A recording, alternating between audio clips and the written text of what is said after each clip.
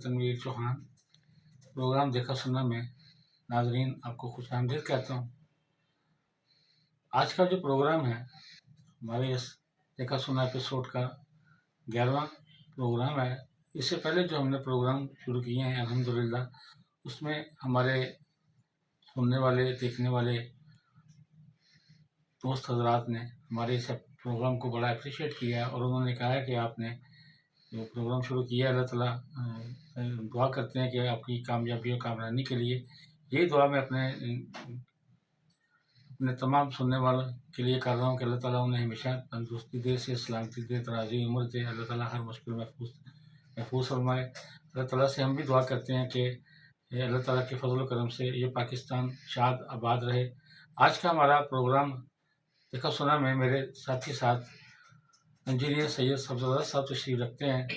मैं उनका सदका दिल से मशकूर हूँ कि उन्होंने हमारे प्रोग्राम में आकर महकमे के मुतल्लक़ और इंजीनियरों के मुतल्लक़ और जनरल एडमिनिस्ट्रेशन समेत मुख्तलिफ प्रोग्रामों में हमारे साथ शमूलियत अख्तियार की है। अस्सलाम वालेकुम सब्ज़ार भाई, क्या हाल है? खैरियत से हैं आप? खैरियत है, ठीक है। जैसे सर मैंने अभी अर्ज़ किया है कि ये जो अवामी मनसूबाजात हैं, जो ये अवामी इस्लाह के लिए यहाँ लूट मार के लिए हैं, इस पर आपसे रोशनी डियर व्यूअर्स, अस्सलाम वालेकुम। प्रोग्राम देखा सुना से मैं आपको मुखातिब हूँ और दुआगो हूँ कि आप अपनी फैमिलियों समेत जहाँ कहीं नहीं हैं बखैर आफियत हैं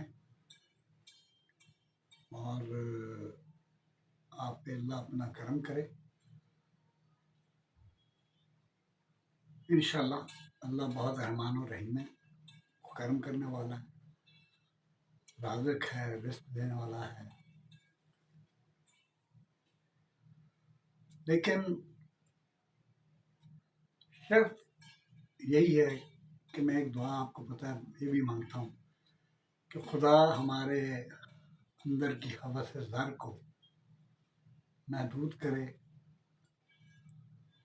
और हम अपने आप को अपनी ज़रूरतों तक महदूद रखें और अपनी जो ज़िंदगी वो हम गुजार रहे हैं हम उसके मसाइल को हल करें और उसके साथ साथ अपनी आखिरत की भी फिक्र करें और अपनी नस्लों को, अपने बच्चों को पढ़ाएं लिखाएं, बेहतरीन तालीम दिलाएं, लेकिन उनको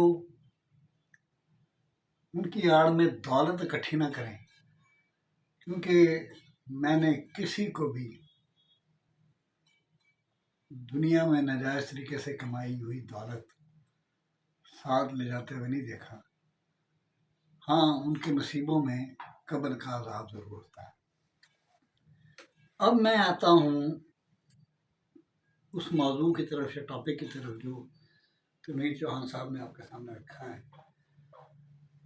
और ये बड़ा क्रिटिकल टॉपिक है और इस पर बहुत ज़्यादा सोचने की और समझने की ज़रूरत है। इंफ्रास्ट्रक्चर डेवलपमेंट के जितने भी प्रोजेक्ट होते हैं, बज़ाहिर उनके पीछे प्रोपेगेंडा तो यही किया जा रहा होता है कि ये आवाम की भलाई के लिए। मैं सुन रहा हूँ आपकी बात। लेकिन क्या वाकई ये आवाम की भलाई के लिए हैं जी, या सियासी पॉइंट स्कोरिंग के लिए हैं? और इससे भी हट कर के इसमें लूटमार का आंसर, करप्शन कितनी इन्वॉल्व? ठीक है ना। तो वो अब हमारे पास जो इंफ्रास्ट्रक्चर डेवलपमेंट के महकमे हैं उनमें CMW आता है, उनमें LD आता है, उसमें पब्लिक हेल्थ इंजीनियरिंग आती है, उसमें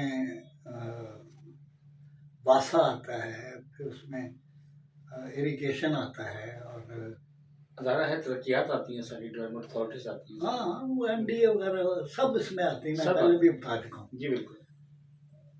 अब इनको बजट तो दिया इसलिए जाता है कि भाई आप वो मंसूबे करो जिससे आवाम को रिलीफ मिले।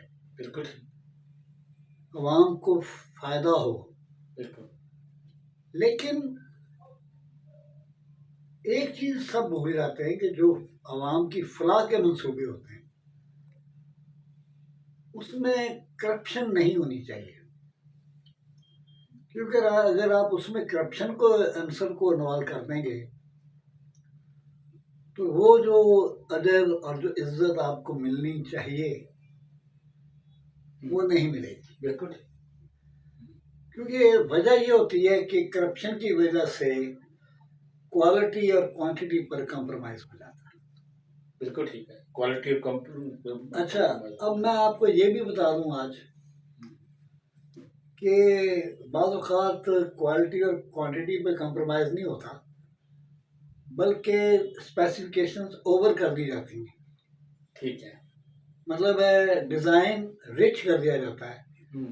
कि जितना वो रिच होगा, जितना वो बड़ा महंगा डिज़ाइन बनेगा, उतना ही पैसा ज़्यादा खर्च होगा, और जितना पैसा खर्च होगा उतनी ही कमीशनें ज़्यादा आएंगी और करप्शन ज़्यादा ज़्यादा होगी। और इसकी मैं बहुत बड़ी मिसाल आपको दूंगा कि जो मेट्रो है लाहौर में चल रही है, जी। ये वो ऑरेंज ट्रेन है जी। अगर आप इसके स्ट्रक्चर का मुआयना करें तो यकीन करें कि वो स्ट्रक्चर इतना हैवी है कि जिससे मंसूबे की कॉस्ट भी बढ़ी है और बहुत पैसा भी खाया गया है, लेकिन आवाम को यकीनन फ़ायदा पहुंचा है, मगर नॉन प्रोडक्टिव सब्सिडाइज प्रोजेक्ट बन गया। जी बिल्कुल। ठीक है ना? अब मैं कहता हूँ कि यार आप अगर इस तरह के प्रोजेक्ट बना रहे हो तो उनका डिज़ाइन किसी मतलब ऐसी फर्म से करवाओ जो एक तो न्यूट्रल हो, बिल्कुल। उसका ताल्लुक पाकिस्तान से ना हो, क्योंकि जो भी पाकिस्तानी आर्किटेक्ट हैं या डिज़ाइनर्स हैं वो या क्वालिटी उड़ा देंगे या क्वालिटी को ओवर कर देंगे। दोनों सूरतों में आवाम का नुकसान ही नुकसान। बिल्कुल नुकसान, ठीक है। और फिर ये एक वारदात का तरीका है कि 10 लाख की चीज़ 25 लाख में ले ली जाती है, करोड़ की चीज़ 1.5 करोड़ में ले ली जाती है। बिल्कुल। तो वो मतलब करोड़ के ऊपर जो 50 लाख है, 10 लाख के ऊपर जो 15 लाख है, वही लूट मार है और वही अंदर बांट है जो हाई लेवल पे होती है। बिल्कुल। तो अब एक तरफ तो आवाम की फलाह हो रही होती है, दूसरी तरफ उसकी ज़रब पड़ रही होती है आपकी इकोनॉमी पर, बिल्कुल, मुल्की खजाने पर। और यानी जिस पैसे में आप 100 किलोमीटर सड़क बना सकते थे, आपने 30 या 40 किलोमीटर या 50 किलोमीटर सड़क बना दी, तो वहाँ पर भी आपने यानी लोगों को महरूम कर दिया बहुत सारी चीज़ों। बिल्कुल। अब आप देखिए ना कि मेट्रो अगर एक अच्छी चीज़ थी, जी बिल्कुल, और अच्छी चीज़ है, तो ये गज्जू मत्ते से शादरे क्यों चल रही है? इसकी ऑफ शूट्स क्यों नहीं है? बिल्कुल भाई ये मुगलपुरे भी जानी चाहिए थी, बदामी बाग को मुगलपुरे से कनेक्ट करती। बिल्कुल। ठीक है जी। फिर ये इस साइड पे भी जानी चाहिए थी, जो मुल्तान रोड पे भी जानी चाहिए, मतलब मुल्तान रोड पर वो वहाँ पर बनाया था ना कि उन्होंने मैं कॉलेज को एमयू कॉलेज के अंदर जो फ्लाईओवर रोटरी बनाई, 2 रोटरियां बनाई है, उसका बेसिक मकसद यही था कि वहाँ से एक लिंक उन्होंने उस साइड पे देना था, तो मुल्तान रोड को लिंक करेगी जाके। और दूसरा तो वो ये मतलब है आपने यानी एक डिफ्रेंसिएशन भी पैदा कर दी। हाँ, मखसूस एरिया कि भाई ये जो है यहाँ पर ये 2 लाख बंदे फायदा उठा रहे हैं, तो 24 करोड़ बंदों का क्या कसूर है भाई? बिल्कुल ठीक, उनको भी फैसला, उनको भी फायदा होना चाहिए, बिल्कुल होना चाहिए। और अब जितनी भी मेट्रोज हैं अगर आप उनको कैलकुलेट कर लें, यानी Islamabad Pindi metro, Lahore Multan metro. Multan metro, मेरे ख्याल ये 3 जगहों पे है, हाँ, ठीक है ना। फिलहाल अब इनमें टोटल जो इसके बेनिफिशरीज हैं, वो मैं बहुत ज़्यादा मुबालगा कर दूं तो 10 लाख भी नहीं बनते। यहाँ तक मैं थोड़ा सा आपको ब्रीफ करता हूँ। मेरे नॉलेज में जो है, मुल्तान की जो मेट्रो है वो सरासर नुकसान में है। इस्लामाबाद की मेट्रो सरासर नुकसान में है, क्योंकि वहाँ का सिस्टम है, कोई एक खास लाइन के अंदर लोगों को इन्होंने लिंक किया है, तो उसकी वजह से बेशुमार वो लोग जो बाकी शहरों से आते हैं, बाकी शहर के अंदर रहते हैं, दाएं बाएं रहते हैं, उनके लिए वही तो मैं कह रहा हूँ उसको यार, लिंक करना चाहिए इनको। मैं यही कह रहा हूँ ना कि या तो इसका जाल बिछाओ। बिल्कुल ठीक है। अब इंग्लैंड में अगर सबवेज हैं, ट्यूब चल रही हैं अंडरग्राउंड, तो पूरे शहर को उन्होंने कनेक्ट किया हुआ है, बिल्कुल ठीक है। ऐसे ही। और शहर का कोई हिस्सा ऐसा नहीं है जहाँ पे वो स्टेशन नहीं है, जी बिल्कुल ऐसे ही, ठीक है ना। सर्वे तो इन्होंने मतलब एक मंसूबा तो पकड़ लिया, लेकिन उस मंसूबे का बेनिफिशियरी अवाम नहीं थी, बिल्कुल ठीक। क्योंकि 2 लाख या 3 लाख बंदों की अगर को फायदा हो रहा है, तो वो आप मुल्क पे एहसान नहीं कर रहे, बल्कि आप बाकी लोगों को एहसास महरूमी का शिकार कर रहे हो। बिल्कुल। तो बात हम कर रहे थे फलाही मंसूबों की। गरीब मुल्क जो होता है ना, उसकी गुर्बत की सबसे बड़ी निशानी ये होती है कि यहाँ पर तमाम बसने वालों को बराबर के हकूक नहीं दिए जाते। सियासतदान फलाह की आड़ में अपने रास्ते बना रहे होते हैं। एक तो ये कि उस हल्के के वोट हमारे हो जाएंगे, और दूसरा यह है कि क्योंकि ओवर कॉस्ट पे वो मंसूबा बना होगा तो हमारी जेबें भी गर्म हो जाएंगी। तो ये 2 धारी तलवार है जिसके जरिए मुल्क को तबाही की तरफ ले जाया जा रहा है। अब उसके बाद आप आ जाएं, मैं आपको जो जिसकी तरफ आपकी तवज्जो दिलवाना चाहता हूँ, और मैं हैरान हूँ अपने उन साफी भाइयों पर, उन दोस्तों पर कि जो आज से 8 महीने पहले महंगाई के ऊपर शोर मचा मचा के उन्होंने सत्यानाश किया हुआ था। लेकिन इन 8 महीनों में जो महंगाई का हाल हुआ है, उस पे वो लोग बोलते नहीं, उन्हें बिल्कुल परवाह नहीं है, जैसे कि ये जो कुछ भी हो रहा है उसमें उनकी मर्जी और रजा शामिल है। और अफसोस से कहना पड़ता है कि वो तमाम किरदार जो इस मुल्क की तबाही के जिम्मेदार हैं, वो ये भूल गए हुए हैं कि एक दिन उन्होंने मर जाना है। कुल्लू नफ्सन ज़ायक़ातुल मौत। बिल्कुल कुछ शक ही नहीं। और अगर ये तो उन्हें हो सकता है ये तो यकीन हो, लेकिन उन्हें ये यकीन नहीं है कि मुकाफ़ात अमल दुनिया में भी है और आखिरत में भी है, कब्र का अज़ाब भी है, जन्नत भी है, जहन्नम भी है। तो उन्होंने दुनिया के बदले जन्नत को छोड़ दिया और दोज़ख का सामान पैदा कर लिया, और उसके बारे में जब उनसे बात करते हैं तो अपनी निजी महफिलों में कहते हैं किन्ने देखी है जन्नत, किन्ने देखी है मतलब है उनका ईमान ही नहीं है, ईमान ही नहीं इस बात के ऊपर कि है, और कहलाते हैं मुसलमान है। और फिर ठेकेदार, जैसे कि मैंने पहले भी कहा कि ठेकेदार बन के बैठ गए मुल्ला, जन्नत के टिकट वो तकसीम कर रहे हैं और वो टिकट तकसीम करने के पैसे ले रहे हैं नकदी। तो फिर मैं आपकी बात में थोड़ा सा आगे एडवांस, मैं किसी कंट्रोवर्सी में नहीं पढ़ना चाहता, लेकिन तारीख, रसूल खुदा की ज़िंदगी, इस्लाम की तबलीग, इस्लाम का नफाज, 80 गज़वात, मुझे तो उनमें कहीं भी अपने मुसलमानों में, इस्लाम में, रसूल खुदा के ज़माने में मैंने एक असैसिन, एक कातिल नहीं देखा। ठीक है, कह रही हूँ। एक असैसिन नहीं देखा, खुद के हमलावर नहीं देखा। बिल्कुल। मैंने किसी को रसूल खुदा को ये कहते नहीं सुना कि फलां बंदे को जाके, वरना वो अबू जहल को, अबू सुफियान को, अबू लहब को, इन सब को वो मरवा सकते थे। बिल्कुल। इवन मुसलमान जब तक हमारे पास फलाही रियासत रही है, मुसलमानों में तो किसी को कत्ल करने का रिवाज ही नहीं था, वो तो जंग में फेस टू फेस लड़ते थे। बिल्कुल।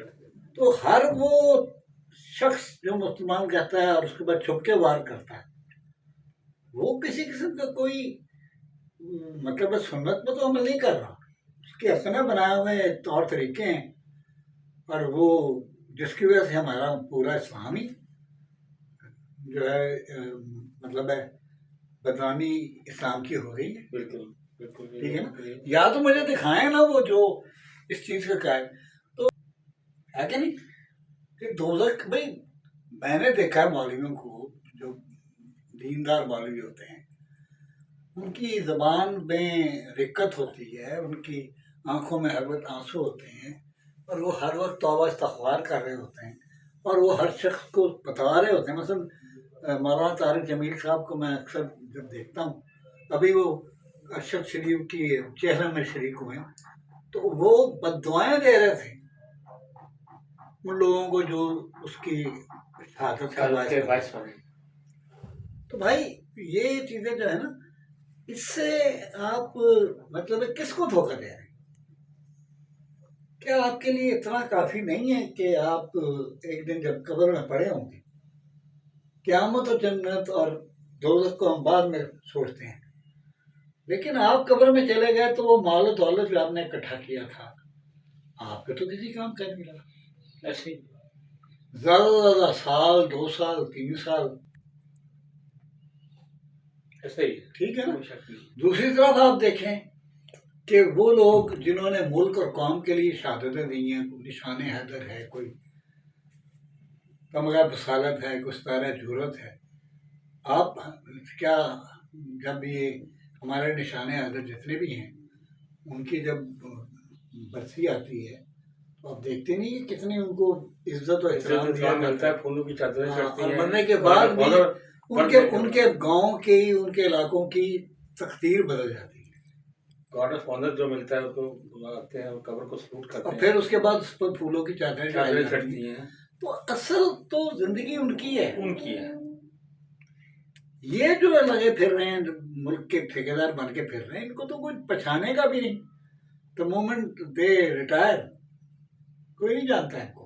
हाँ जी, ऐसे ही आप खुद देखें ना कि कितने इंजीनियर आए, कितने ब्यूरोक्रेट्स, कितने फौजी, कितने जज आगे चले गए। ऐसे ही। ठीक है ना। तो याद हमेशा वो रहते हैं कि जिनके जो कुछ अच्छी अच्छी खूबियों के ऐसे मालिक होते हैं कि लोग कहते हैं कि यार ये हातम ताई मुसलमान तो नहीं था, नौशेरवान आदल मुसलमान तो नहीं था, अदल की वजह से मशहूर था। तो वो हातम ताई सखावत की वजह से मशहूर था, और नौशेरवान आदल अपने अदल की वजह से मशहूर था। तो साबित ही हुआ कि बेसिकली मुसलमान बनाया इसलिए गया था, दीन इसलिए दिया गया था कि आप सखावत करें और आप अदल करें, अदल इंसाफ कायम करें। ठीक है ना। और उसके बाद आप अल्लाह के जो ना मानने वाले बुत परस्त हैं उनको ख़त्म करें। ठीक है। मगर मुझे तो आज का मुसलमान ऑल टुगेदर डिफरेंट नजर आता है। और आप यकीन करें तनवीर साहब कि मैं ये देखकर मेरा दिल खून के आंसू रुकता है कि हम सिर्फ अपनी रोजी की फिक्र करते हैं, और साहब ये भी कही जाएंगे कि अल्लाह राज़िक है, हर बच्चा जो पैदा हो रहा है अपना रिस्क लेके आ रहा है। अब भाई अगर सारे बच्चे अपना रिस्क लेके आ रहे हैं तो ये भीख कौन मांग रहा है? हाँ, इनका तो रिजर्व भी तो उन्होंने दिया है ना, फिर ये क्यों मांग रहे हैं भीख? ये कूड़ों से खाना क्यों उठाते हैं? तो ये बच्चे थोड़ी हैं, ये इंसान थोड़ी है, तो जानवर हैं जिनकी ना कोई इज्जत है, ना कोई गैरत है, ना कोई अहमियत है। भिखारियों की कोई इज्जत नहीं होती, उसको देखते ही लोग कहने आ गए जो है, लॉबी आ गई। हाँ दोबारा आ गई। तो ये हमारा अलमिया है। अब आप देखिए दूसरी तरफ, हम हर बात पे डिस्कशन करते हैं, लेकिन जो बर्निंग इश्यूज हैं वो डिस्कशन में आते ही नहीं। बिल्कुल कोई नहीं बोलता कि मसला कश्मीर का हल क्या है, उसको कैसे हल करें। सिर्फ एक रस्मी सी कोई कश्मीर डे मना लेते हैं, और या कोई बंदा बेचारा मर जाए कश्मीरी हुर्रियत पसंद तो उसका रोना रो लेते हैं। उसके बाद कश्मीर से तो हमारा कोई लेना देना ही नहीं, बल्कि हमें तो आज़ाद कश्मीर के लेने के देने पड़ेंगे। इंडिया रोज कह रहा है कि मैं एक अपने हमारे मकबूजा इलाके हैं, हम इन्हें आज़ाद कराएंगे, गिलगित वो बल्तिस्तान और वो जो ऊपर के इलाके हैं स्कर्दू, हाँ, दहशतगर्दी के वो ले ना आपने वो खुद का शब्दों की आपके मुंह पर दहशतगर्दी की ऐसी कालक मल दी गई है कि आप अब हम कहते हैं हम इखलाकी सपोर्ट कर रहे हैं। अभी इखलाकी सपोर्ट क्या होती है? मर हो रहे हैं तो हम इखलाकी सपोर्ट क्या कर रहे हैं? रो रहे हैं बैठ के। सही कह रहे हैं। तो इसका मतलब ये जो मसले हैं हर तरफ, फिर वो छोड़ दें, फिर आ जाएं हादसात की तरफ। इतनी बेहिस कौम है कि ऐसी मैंने जैसे कहा था ना कि एटम बम के बाद हमारी इजाद चिंची है। चिंची है। जी बिल्कुल बिल्कुल। अब वो चिंची जो है वो इतनी अनसेफ सवारी है। जी बिल्कुल सही है कि लोग बैठते तो जरूर हैं क्योंकि ट्रैवलिंग बहुत ज़्यादा करते हैं लोग और सस्ता भी है वो, मगर बच्चे चला रहे हैं जिनके पास लाइसेंस नहीं है। बिल्कुल ठीक। फिर वो मोटरसाइकिल को उन्होंने चिंची में बदला हुआ है। रक्षा जो होता है ना उसकी एक शेप होती है। हाँ जी, उसका एक बैलेंस है, वो शेप होती है, शेप होती और है। वो रक्षा ड्राइवर को पता होता है कि हाँ जी, मैंने किधर से गुजरना है, कितनी जगह है। वो जो चिंची वाला है उसे तो ये नहीं पता होता है कि मेरे दाएं बाएं पीछे से क्या आ रहा है। वो अपनी मर्जी से मुड़ जाता है। और जब वो एक्सीडेंट होता है तो इतना शदीद होता है कि कोई मुसाफिर दरख्त पे टंगा होता है, कोई नहर में पड़ा होता है, ठीक है ना, जी जी। कोई गटर में गिरा होता है, किसकी ये सर फुटपाथ से टकरा रहा होता है, और ड्राइवर पता नहीं वो पतंग की तरह उड़ जाता है। अभी अभी कुछ दोस्तों ने पिछले एपिसोड में जो आपने जो लाल रक्षों की बात की थी, ये लोडर रखे, तो इनके बारे में उन्होंने बताया कि ये जो सबसे बड़ा मसला जो है ये बगैर रजिस्ट्रेशन के अंधे कातल है। ये हमने डिस्कस किया था ना, तो मैं उसी तरफ आ रहा था। जी प्लीज। अच्छा, ये तो हो गई ना पब्लिक ट्रैफिक जी, जिसमें आप पब्लिक ट्रैफिक करती है। हाँ जी, ट्रैवल करती जी बिल्कुल। फिर लोडिंग के लिए मतलब है सामान को शिफ्ट करने के लिए दुकान से स्टोर से मतलब है पिछली कंपनियां, कराची से अगर कोई माल चल रहा है, पेट्रोल अब हमारा कराची से आ रहा है, डीजल हमारा कराची से आ रहा है, तो उसके लिए जो व्हीकल्स हैं उनमें सेफ्टी का होना बहुत जरूरी है। जी बिल्कुल। अभी मैं आपको लेटेस्ट वाकया सुनाऊं तो मतलब है लोगों को तो फनी लगेगा, लेकिन डूब मरने का मुकाम है। ये तले फ्लैट है। जी बिल्कुल। इधर मालटाउन लैकदाबाद की साइड में। जी बिल्कुल। वहां पे एक नाला जा रहा है। वो कोको कोला फैक्ट्री का एक बड़ी गाड़ी जो है वो लेके कोक आ रही थी, तो वो उसमें पता नहीं क्या हुआ कि गिर गई। आप यकीन करें कि ड्राइवर भाग गया और लोगों ने नाले में उतरकर बोतलें लूटनी शुरू कर दी, जैसे उनके बाप का माल। किसी ने ये नहीं सोचा कि यार ये हमारा इस पर हक नहीं है, ये लूट मार है, इसे ना किया। ठीक है। और उसके बाद मैं आपको एक भावलपुर से आगे का अहमदपुर का कुछ जगह है, वहां पर पेट्रोल टैंकर वाला उल्ट गया। जी बिल्कुल। और लोग मस्जिदों में ऐलान होने लग पड़ा कि जी पेट्रोल गिर रहा तो आप जाके इकट्ठा करें। फेंकी बिल्कुल। और सब कुछ ही और भाग से उड़ 250 के करीब लोग उस वक्त डाई ऑन द स्पॉट हो गया, बहुत से जल गए, बुरी ठीक है बहुत ना। बुरी हालत। तो ये सिर्फ हमारी हवस-ए-ज़र, बिल्कुल हमारी भूख, हमारी गुर्बत, हमारी नंग। लेकिन यकीन करो कि मैंने मतलब किसी ज़माने में जब जंजीरें आया करती थी ना, तो लोग सिक्के फेंकते थे। हाँ जी, पुराने ज़माने में लगते थे सरों में आके मुँह में भी और लगते मैंने थे। बड़े-बड़े मखूल लोगों को पैसे लूटते हुए देखा है बिल्कुल, कि जिनको ज़रूरत नहीं होती। ज़रूरत नहीं होती, वो भी और करते फिर थे। दूसरी चीज़ जो मेरे लिए सबसे बड़ी बात थी कि मैं ये इटली से आ रहा था, तो एकदम मेरे आगे जो गाड़ी जा रही थी ना, उसने ब्रेक लगाई और बंदा निकल के भाग गया। मैं डर गया, मैंने कहा यार ये दहशत गर्द ना हो, कोई बारूद का धमाका ना कर दे।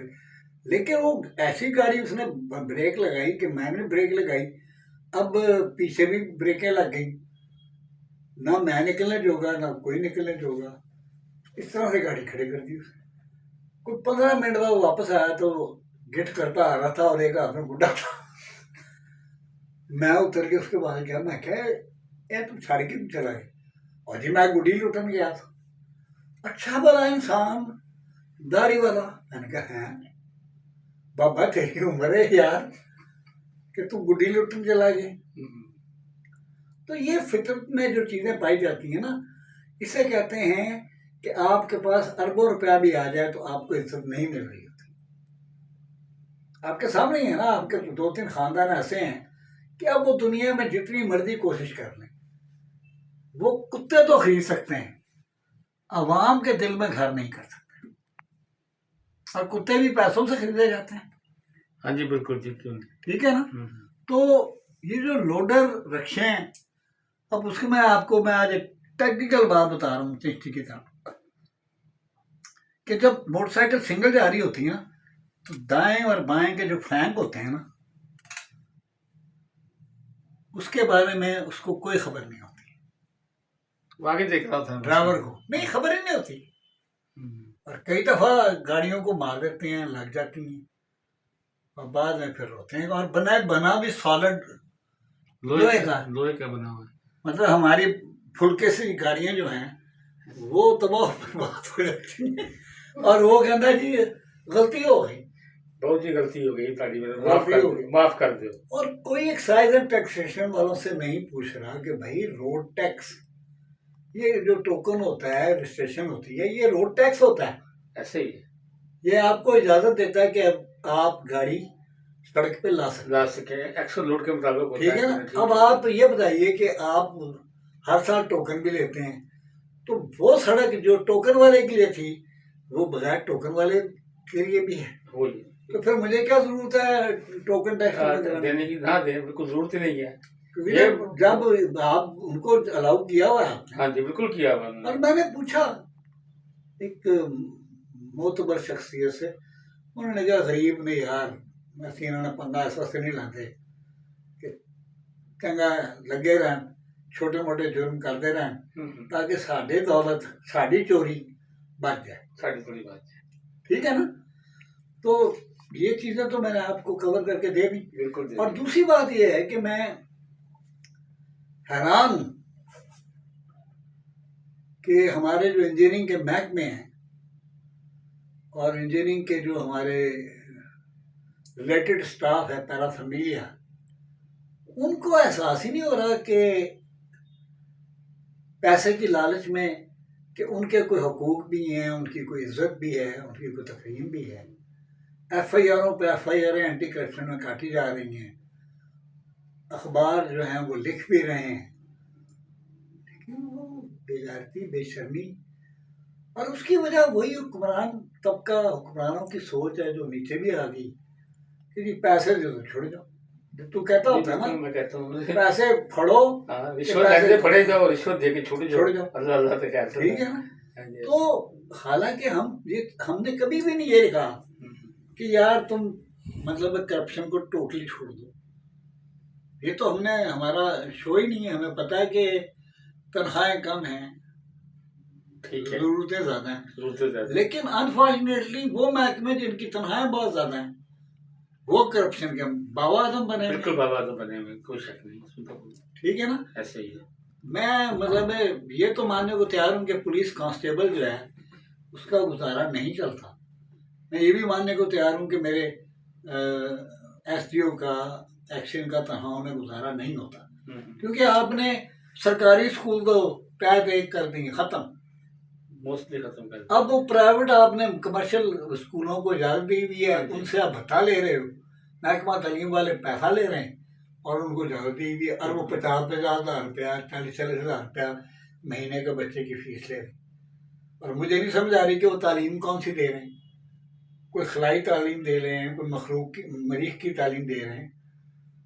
वो बच्चे मतलब है ना इधर के ना उधर के। तो भाई ये जो बड़ा बहुत बर्निंग अभी आपने जो इशू टच कर दिया, ये तो इसमें ही है, क्योंकि हमारे यहाँ एजुकेशन का मेयार ये है कि A level, O level, English medium, Urdu medium. अब जो हमारे बच्चे हैं जो उर्दू मीडियम में पढ़ते हैं, 5वीं तक तो उनको ना अरब का पता होता है, इंग्लिश का ना ए ना बी पता होता है। जब 6ठी क्लास में जाते हैं तो इतनी मोटी किताब लग जाती है इंग्लिश की। अब वो बच्चा जो उर्दू मीडियम से आया है उसको इंग्लिश का पता ही नहीं है, उसको वो चाहते ही जब क्लास के अंदर 6ठी में इतनी मोटी बुक लग जाती है, मास्टर डंडा लेके आ जाता है, बच्चे को जब 2-4 दफ़ा 5 दफ़ा हफ्ते में मार पड़ती है, वो बागी हो जाता है, कहता है मैंने पढ़ना ही नहीं। नहीं रणवीर, यहाँ पर मैं तुम्हें थोड़ा सी तस्हीह करूंगा कि हम भी पढ़े हैं सरकारी स्कूलों से, बिल्कुल। और उस जमाने में सरकारी स्कूलों का एक नाम होता था, मतलब central model, lower model Lahore, बिल्कुल Aitchison, Aitchison, Saint Anthony, Cathedral, इन्हीं कैथीड्रल, स्कूलों के नाम डॉन होते थे। बॉस्को, बिल्कुल ये वही स्कूल। ये मतलब है वो स्कूल तो नजर ही नहीं आते थे जो प्राइवेट होते थे। वहां से पढ़ना तो लोग कहते थे लानत भेजो इन पर, यहाँ से तो पढ़ाने से बेहतर है कि बच्चा ना पढ़े। अब उल्टा हो गया, वो स्कूल मौजूद हैं लेकिन मेयार तालीम खत्म हो गया। मैं अच्छी तरह से जानता हूँ कि जब मैं सेंट्रल बोर्ड से प्राइमरी कर रहा था तो 5वीं में हमारी अंग्रेजी बहुत अच्छी थी, हमारा निसाब के मुताबिक हम बहुत पढ़े लिखे थे।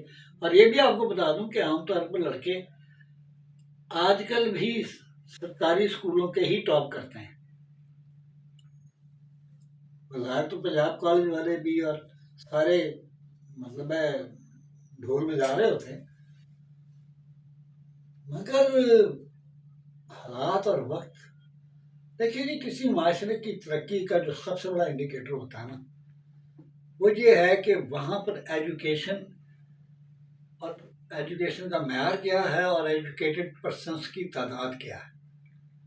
पाकिस्तान में अनफॉर्चुनेटली आपका जो अनपढ़ तबका है, जाहिल तबका है, या लो एजुकेटेड है, लोली एजुकेटेड है, मतलब किसी ने एफ.ए. किया हुआ, किसी ने बी.ए. किया। अब मैं जब पीडी था, कासत के लिए मैंने एडवर्टाइज किया, वुड यू बिलीव इट कि एमए पास लड़के कासत की जॉब के लिए आए हुए थे। और मैं हैरान होकर देख रहा था कि यार ये, मैंने कहा बेटा ये तो इसकी तो रिक्वायरमेंट 8वीं या 10वीं जमात भी नहीं है, आप तो हमें पास है, कहते ही नौकरी नहीं। और आज बेरोजगारी का जो आलम है वो आपके सामने, ठीक है कि नहीं। तो बहरहाल ये सब बोलते कुछ ना फूल कहानी। अभी प्रोग्राम से पहले जितना याद है, सेकेंड वर्ल्ड वॉर के अंदर जिस वक्त जापान को शिकस्त हो गई, तो जापान वालों के साथ जो उनके लोग थे उनसे बात की, उन्होंने कहा जी सारी पॉलिसियाँ हमारी ऐसी होंगी। उन्होंने कहा सारी पॉलिसी, जापानी ने कहा कि सारी पॉलिसी आप ले लें, हमें कोई फर्क नहीं पड़ता, एक पॉलिसी हमारी होगी, वो तालीम की पॉलिसी होगी, वो अपनी हमारी होगी, आपकी मेहरबानी हमें ये पॉलिसी दे दे, बाकी सारी आप ले लें, हमें जरूरत नहीं है। अच्छा, इसमें तुमने जो बात छेड़ी है ना, तुमने कभी ये गौर किया कि अलाइड फोर्सेस के मुकाबले में कौन कौन सा मुल्क था? जर्मनी, इटली, ठीक है, इंग्लैंड तो थादियों में था ना अलाइड फोर्स, ठीक है, जापान, अमेरिकन ने, यूएसए ने 2 बम जो न्यूक्लियर मारे थे बिल्कुल वो नागासाकी और हिरोशिमा जापान के शहर थे। बिल्कुल जापान के शहर। जर्मनी में क्यों नहीं मारे, इटली में क्यों नहीं मारे? इसलिए नहीं मारे कि जापानी कौम रिजिलियंट और के लिए कि वो तलवार लेके तो अपने पेट में मान लेते हैं। बिल्कुल देखा है हमने कई ठीक है ना? पिक्चरों में देखा है। तो वो क्या करते थे कि अपना जहाज समुद्री जहाज के ऊपर जाके मार देते थे। तो उससे तंग आकर वहां पर ये न्यूक्लियर वॉर हेड इस्तेमाल किए गए। बिल्कुल। और नतीजा ये हुआ कि आज जापान ने अपनी आर्मी पर पाबंदी लगा दी है। अमेरिकन उन्होंने कहा कि जी आप हमारे डिफेंस को संभालें, हमने सिर्फ तरक्की करनी है, पढ़ना है। अब नतीजा ये है कि इंडस्ट्रियली जो मुल्क तबाह हुए थे वो उन मुल्कों से बहुत तरक्की याफ्ता हैं जो फतह याब हुए थे। जापान, जर्मनी टॉप पे 5-6 मुल्क हैं। बिल्कुल कोई शक नहीं है। ठीक है ना? अब चाइना भी आ गया, उनके मुकाबले साथ ही आ गया। तो ये जिस दिन हमें हमारी समझ में बात आ जाएगी ना, सबक फिर फर्ज, सदाकत का, शुजात का, सबक फिर फर्ज, सदाकत का, शुजात का, अमानत का, दयानत का, दयानत का लिया जाएगा तो उससे काम दुनिया की इमामत का। तो ये अपना अल्लामा इकबाल साहब तो कहते रहे। कुरान मजीद का एक एक लफ्ज यही पुकार के कह रहा है, अल्लाह सालिम इंसान है लमासा। उलमा इकबाल रहमतुल्लाह अलैह की वही बात आ जाती याद, शेर उनका है कि मस्जिद तो बना दी शहर में, ईमान की हरारत वालों ने, मन अपना पुराना पापी था, बरसों में नमाजी पढ़ न सका। तो ये बात यह कि ये ऐसा प्यारा टॉपिक है, हमने जब शुरू किया ना, यकीन करें बड़ा प्रोग्राम यही सोच रहे कि यार कि हमारे इस प्रोग्राम को लेके चलते जाएं, क्या करें कि वक्त की मजबूरी आ जाती है। और मैं भी एक और शेर भी सुनाऊंगा। जी प्लीज। कि फूल की पत्ती से कट सकता है हीरे का जिगर, फूल की पत्ती से कट सकता है हीरे का जिगर, मर्दे नादा पर कलामे नर्मो नाजुक बेहस है। हमारी कौम पर ये शेर 100% फिट आता है।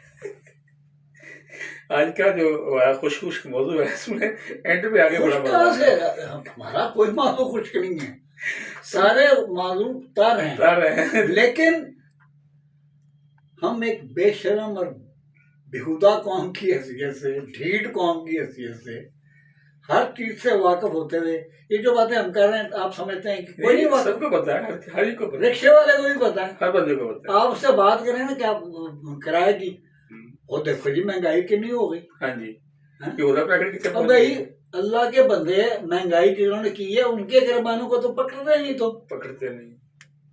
तुम्हें तो ये पता होता है कि बस मैं रक्षा चलाना है तो शामी घर जाना है, उसे बुढ़ी के बच्चे सोने में से बात याशी शुरू कर देनी। सब्दुल भाई अल्लाह ताला आपको जिंदगी दे, से सलामती दे, सब दोस्तों को सलामती दे।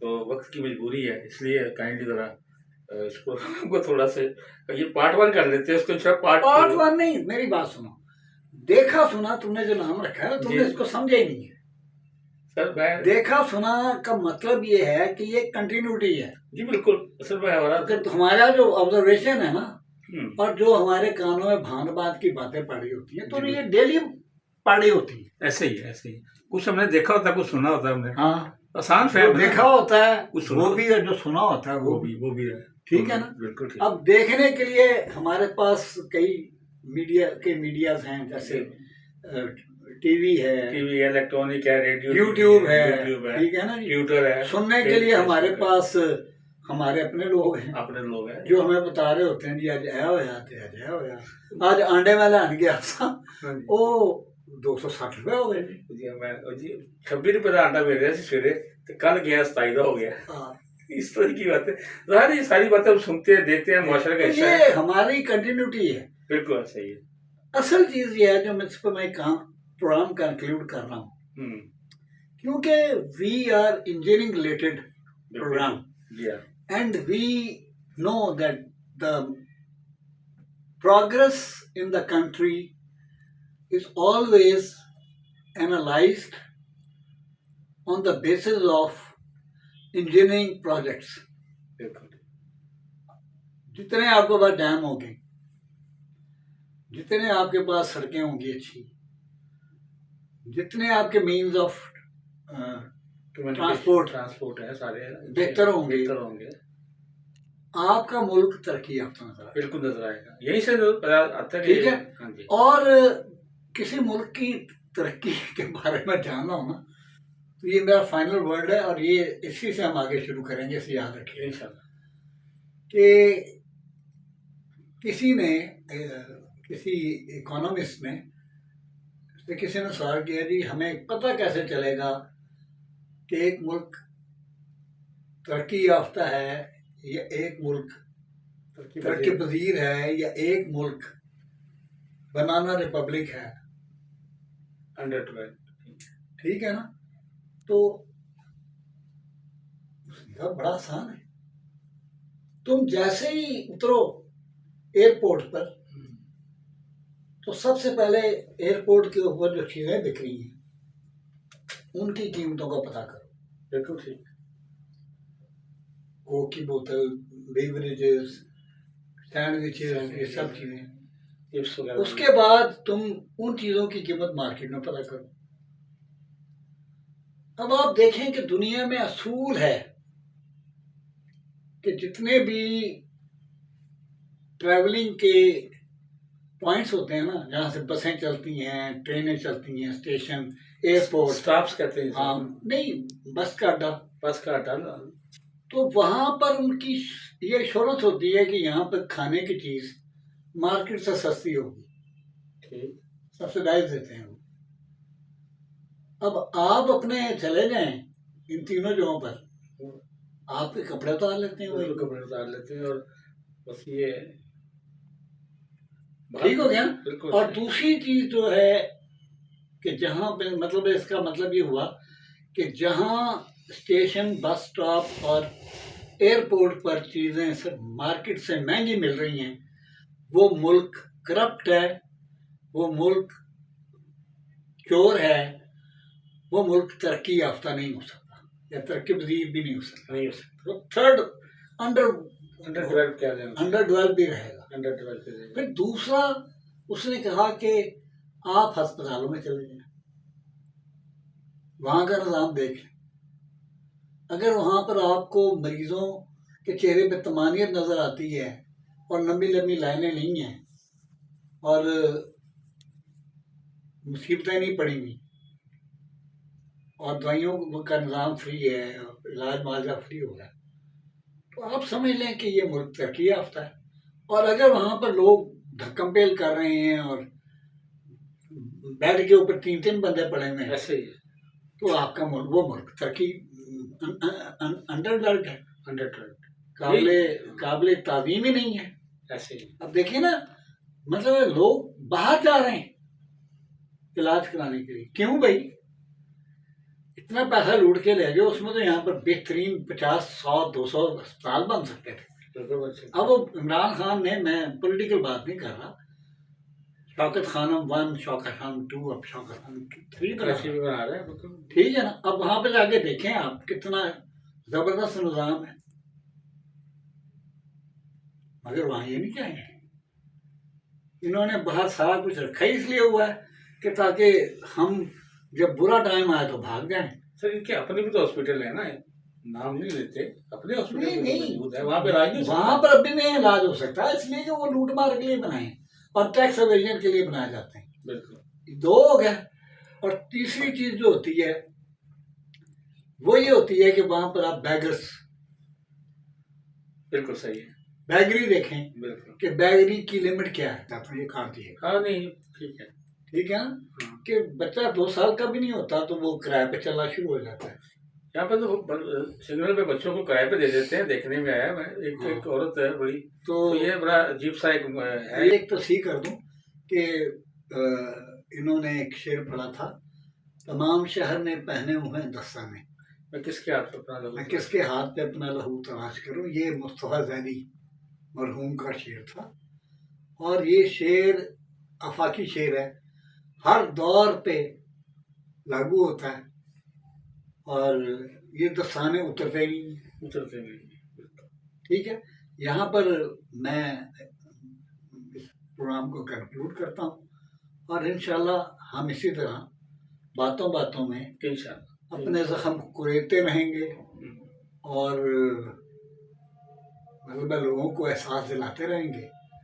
बाकी हमारा मकसद ना तो किसी के दिल में रंजिश पैदा करना है, ना किसी को हम ये तासुर दे रहे हैं कि हम तुम्हारे खिलाफ घिनौना खेल खेल रहे हैं। मेरी ख्वाहिश तो ये है कि काश मेरे मुल्क में गरीब की ज़िंदगी आसान हो जाए।